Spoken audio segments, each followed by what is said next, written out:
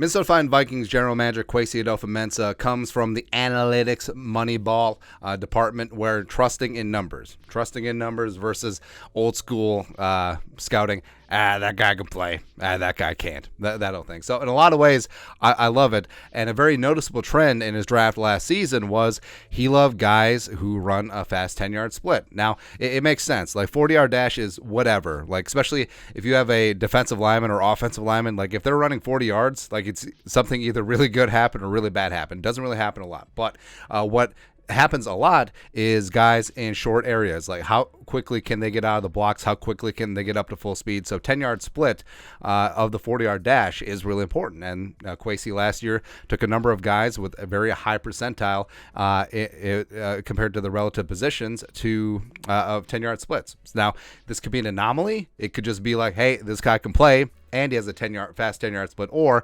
this guy has a fast 10-yard split and he can play. TBD what that means so far. But there's a long way of getting into Jaxon Smith-Njigba. I absolutely love him. He is a stud. The pride of the Ohio State University. Had himself a phenomenal combine. Did not run the 40 at the combine, but basically did everything else and was the star of the show when it came to the receiving drills, right? But JSN had his pro day at the Ohio State University this week, and all right, so 40 time, 4.48, perfectly fine. Like we knew just watching from the tape, he wasn't going to be a blazer. He's working the slot.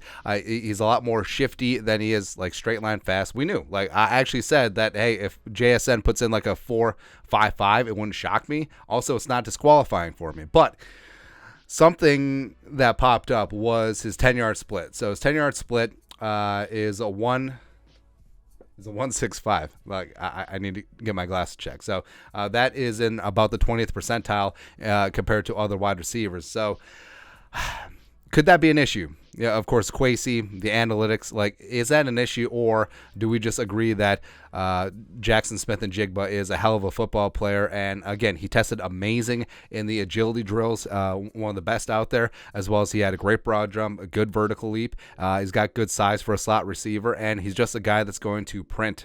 Just a guy who's going to print, especially when he's paired up with like an alpha wide receiver in Justin friggin' Jefferson. I still think that he can be that guy. To me, if he's not the best, he's among the best route runners in this class. I don't really... I'm not concerned about his 2022 injuries. Yes, his 2021 season was much better, but he uses good leverage, great hands, great body control, and day one, he's going to come in and be a starter in this league. And the Vikings, even though they added Brandon Powell, who's a phenomenal punt returner, the Vikings know, like we found that out. But adding JSN to the mix with JJ and KJ, how many J's are there in the receiver room? Jalen Naylor, Jalen Reagor, Jaxon Smith-Njigba. Why not? Why not? Every receiver has to have a J. Tristan Jackson. Hey, Powell and Prohl, you out, man. But overall, like, I'm not worried about it.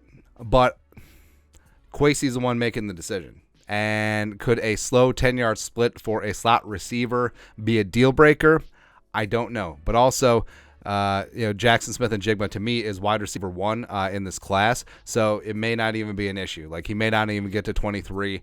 So even if Kwesi took him off the board or knocked him down a peg or two in the rankings, like it may not matter. But if he's on the clock, take him. Like I don't care about one day of testing. What I care about is the tape, and the tape don't lie.